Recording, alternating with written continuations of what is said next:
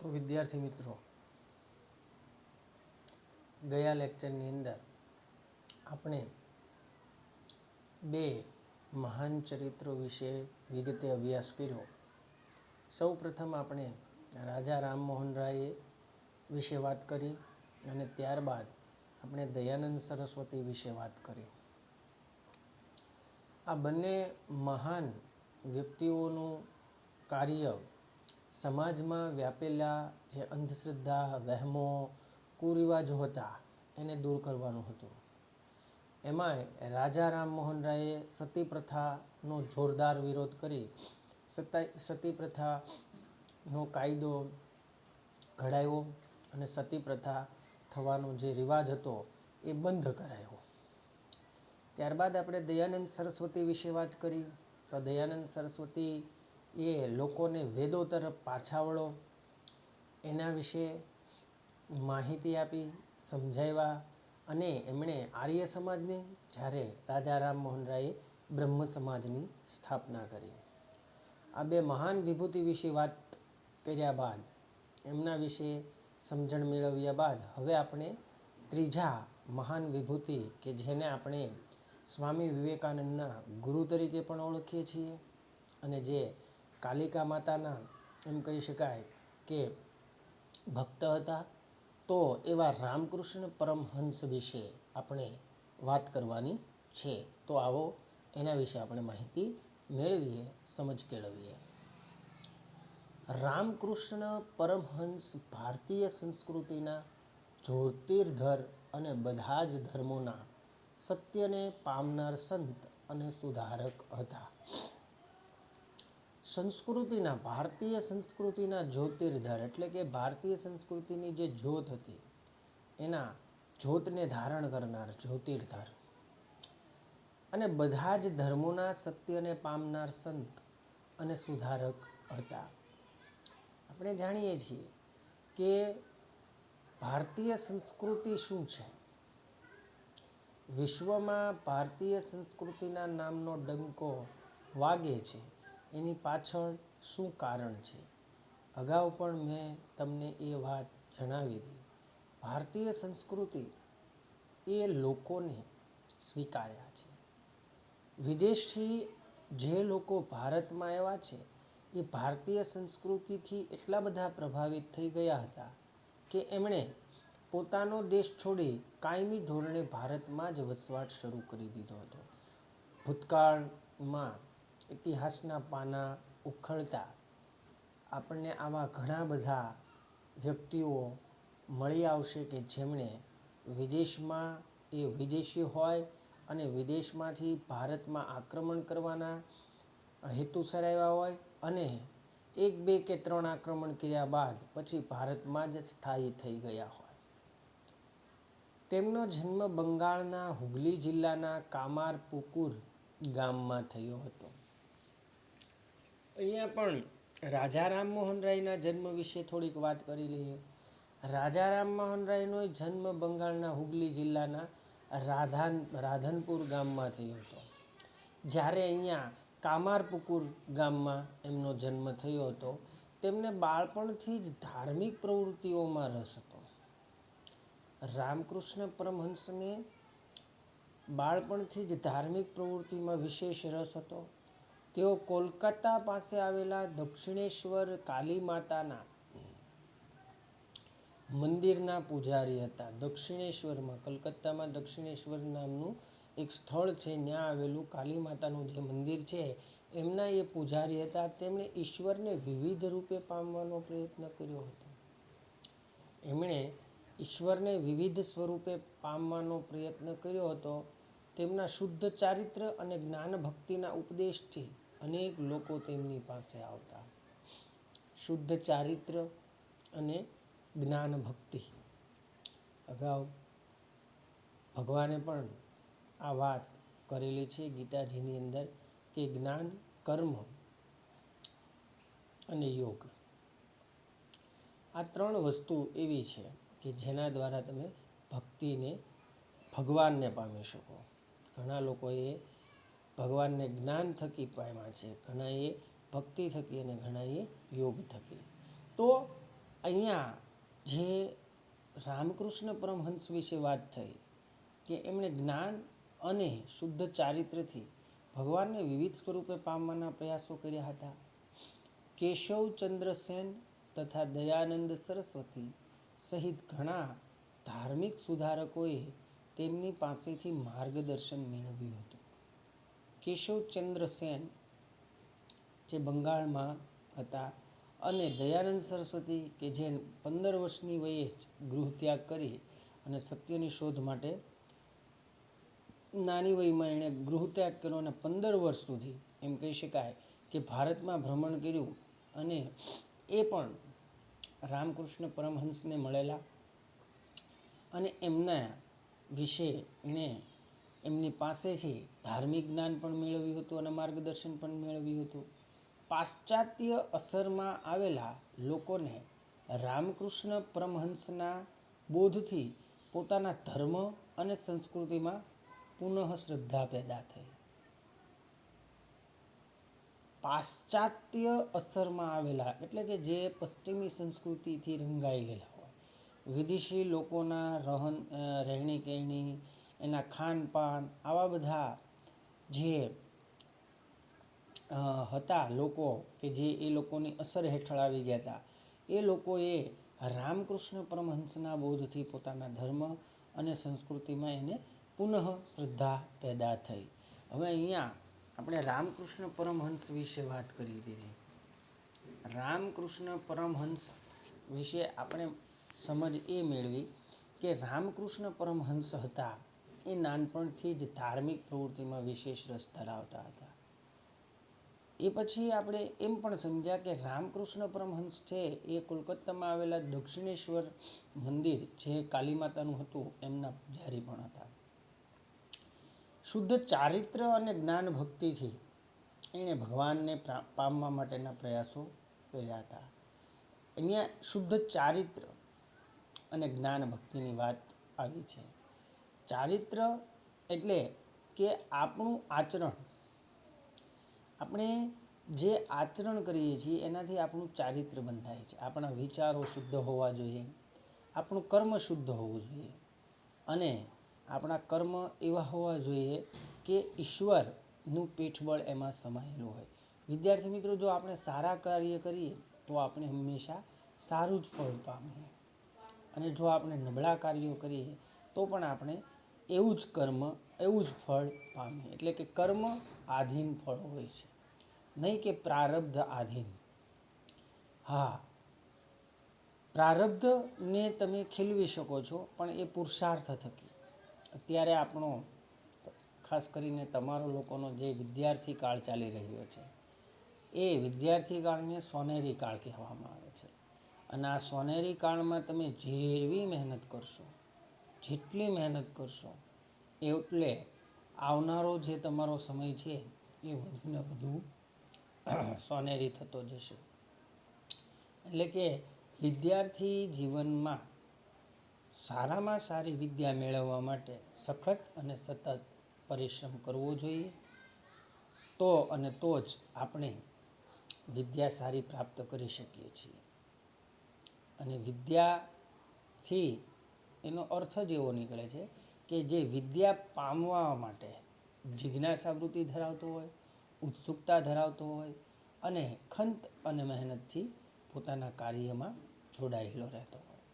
તો અહીંયા એક વાત આપણી સામે આવી જે રામકૃષ્ણ પરમહંસમાંથી આપણને શીખવા મળે છે કે જ્ઞાન અને ભક્તિ.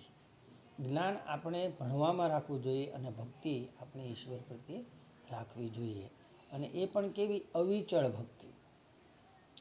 તો આ વાત આપણને રામકૃષ્ણ પરમહંસના ચારિત્રમાંથી જાણવા મળે છે. ત્યારબાદ આપણે વાત કરીશું સ્વામી વિવેકાનંદની. સ્વામી વિવેકાનંદ વિશે વિદ્યાર્થી મિત્રો તમે બધા જ જાણો છો. સ્વામી વિવેકાનંદ ભારતના એક એવા યુવા હતા કે જેણે ભારતની એક નવી દૃષ્ટિ આપી. ભારતના યુવાનો એના વિચારોથી ખૂબ પ્રભાવિત થયા અને ઘણા બધા કાર્યો એણે પોતાના જીવનમાં કર્યા. એમ કહી શકાય છે કે સ્વામી વિવેકાનંદ ભારતના એક આઈડલ વ્યક્તિ હતા, આદર્શ વ્યક્તિ હતા. અને એણે પોતાના જીવનકાળ દરમિયાન ભારતીય સંસ્કૃતિનું એવું બીજ રોપ્યું અને એવું વટવૃક્ષ એણે કર્યું કે જેનાથી ભારત દેશને એમના કાર્ય પ્રત્યે હંમેશા ગૌરવ અને આદર રહે છે.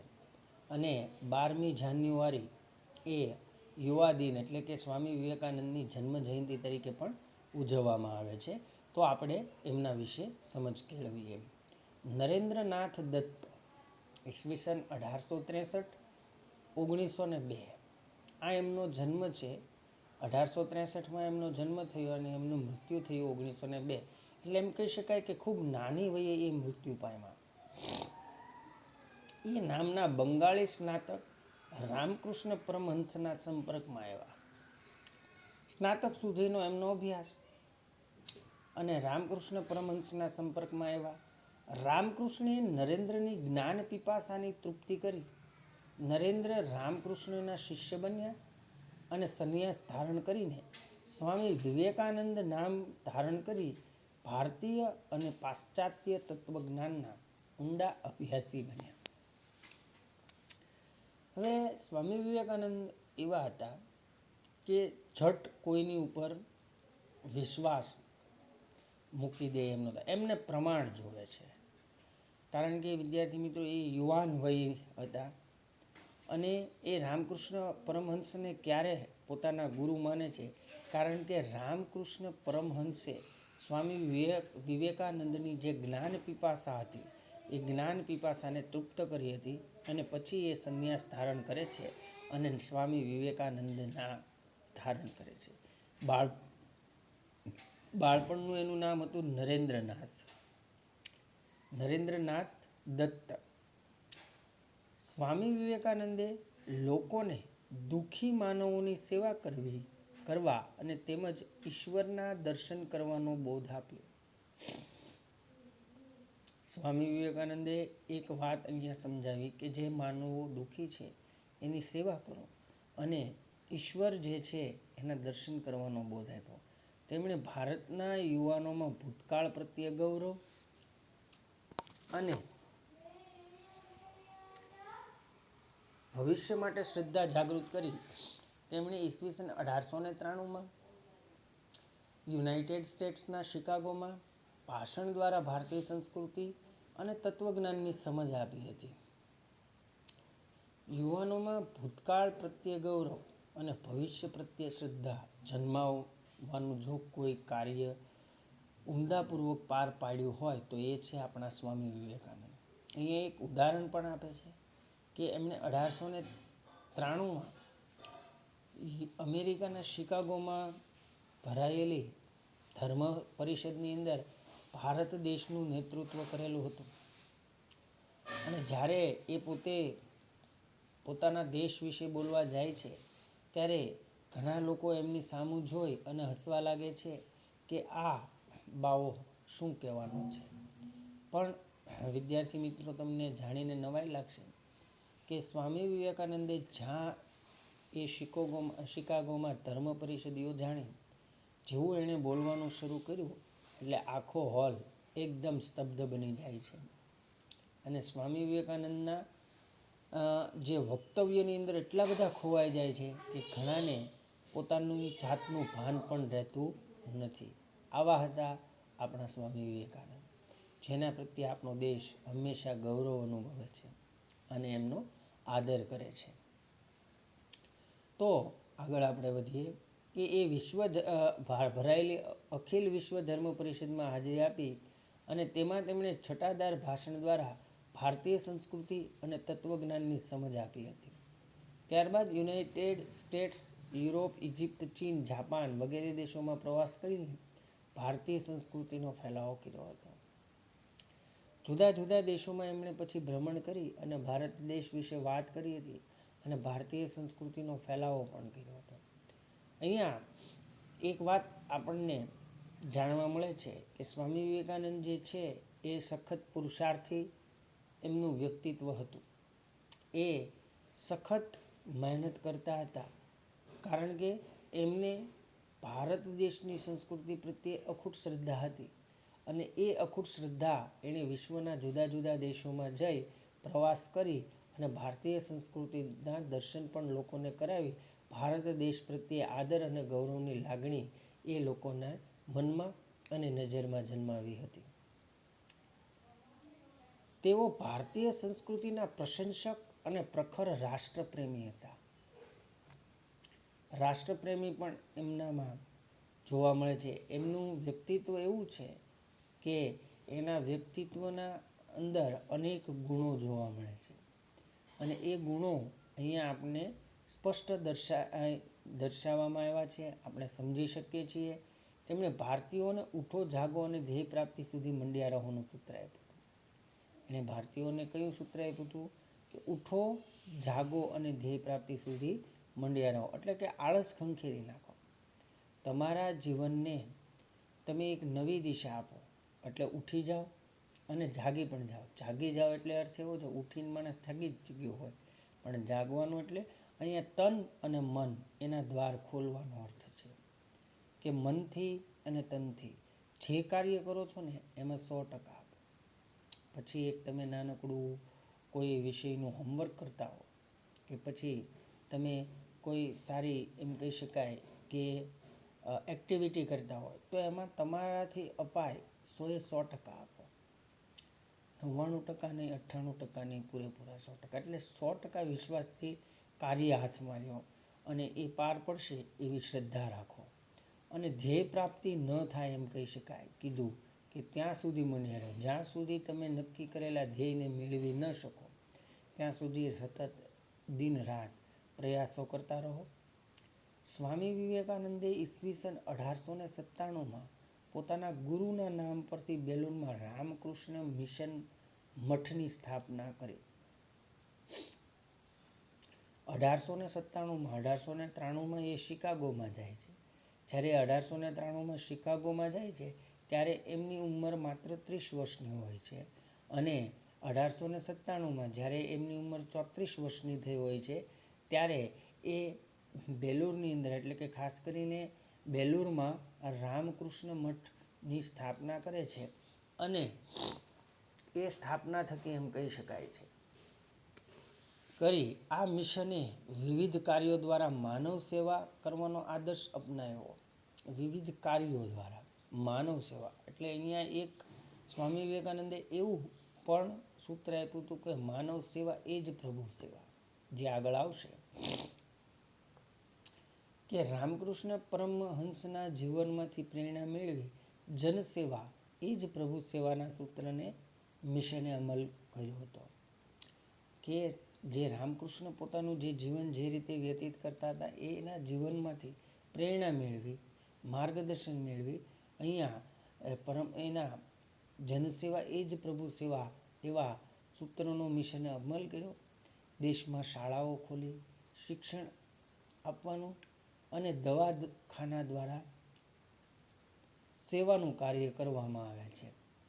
આ સંસ્થાના બે મુખ્ય કાર્યો છે. એક તો દેશની અંદર વિવિધ જગ્યાએ શાળાઓ ખોલી છે અને બીજી વસ્તુ એ છે કે જુદા જુદા એમ દવાખાના જે હોય, દવાખાના દ્વારા જે સેવાનું કાર્ય થાય છે એ પણ એમના દ્વારા થાય છે. આ મિશનની શાખાઓ ભારતમાં અને દેશ વિદેશમાં આજે પણ કાર્યરત છે. આ જે મિશન છે એટલે કે રામકૃષ્ણ પરમહંસ મિશન, એટલે કે એની શાખાઓ આજે ભારતમાં તો છે પણ વિદેશમાં પણ એની શાખાઓ કાર્યરત છે. તો વિદ્યાર્થી મિત્રો, અહીંયા આપણે બે મહાન વિભૂતિ વિશે વાત કરી, એટલે કે ગુરુ અને શિષ્ય. રામકૃષ્ણ પરમહંસ એ સ્વામી વિવેકાનંદના ગુરુ હતા અને સ્વામી વિવેકાનંદ એ રામકૃષ્ણ પરમહંસના શિષ્ય હતા. ગુરુ શિષ્ય વિશે વાત કરી, એમાંથી આપણને ઘણી બધી બાબતો જાણવા મળે છે. આપણે રામકૃષ્ણ પરમહંસના ચારિત્ર્યમાંથી એમના જીવનનો અભ્યાસ કર્યો અને એમના જીવન વિશે આપણને જાણવા મળે છે કે એ શુદ્ધ ચારિત્ર્યથી અને જ્ઞાન ભક્તિથી પ્રભુને પામવા માટે સતત પ્રયત્ન કર્યા હતા. એમ પણ કહેવાય છે કે સ્વામી વિવેકાનંદે જ્યારે એકવાર એને પ્રશ્ન કર્યો કે તમે માનો છો કે આ જગતમાં ઈશ્વર છે? તો સ્વામી વિવેકાનંદે જ્યારે આ પ્રશ્ન પૂછ્યો ત્યારે રામકૃષ્ણ પરમહંસે કીધું, હા, હું માનું છું કે ભગવાન આ જગતમાં છે અને એ ભગવાન આપણી વચ્ચે પણ છે. ત્યારે ત્યારે વિવેકાનંદે કીધું કે જો ભગવાન હોય તો મને દેખાતા કેમ નથી, હું જોઈ શકતો કેમ નથી? એટલે રામકૃષ્ણ પરમહંસે એમને કાલિકા માતાના દર્શન કરાવ્યા હતા. પોતાની જે જ્ઞાન ભક્તિની શક્તિ હતી, શુદ્ધ ચારિત્ર્યની શક્તિ હતી, આધ્યાત્મિક શક્તિ હતી, એથી એમ કહી શકાય કે રામકૃષ્ણ ઉપર કાલી માતાના આશીર્વાદ સદાય બનેલા હતા. અને એ શક્તિ થકી રામકૃષ્ણ પરમહંસે વિવેકાનંદને કાલી માતાના દર્શન કરાવ્યા હતા. એક એવો કિસ્સો પણ અહીંયા ટાંકેલો નથી, પણ હું તમને સમજાવું છું. અને એ પછી જ સ્વામી વિવેકાનંદ જે છે એ રામકૃષ્ણને પોતાના ગુરુ બનાવે છે અને એના શિષ્ય બની જાય છે. તો વિદ્યાર્થી મિત્રો, અહીંયા આપણે બે મહાન વિભૂતિ વિશે વાત કરી, એમના જીવન વિશે વાત કરી. આશા રાખું છું કે આ તમામ બાબતો જેનો આપણે અભ્યાસ કર્યો એને તમે સારી રીતે સમજ્યા હશો, એ જ અપેક્ષા સાથે વિરમું છું. Thank you very much.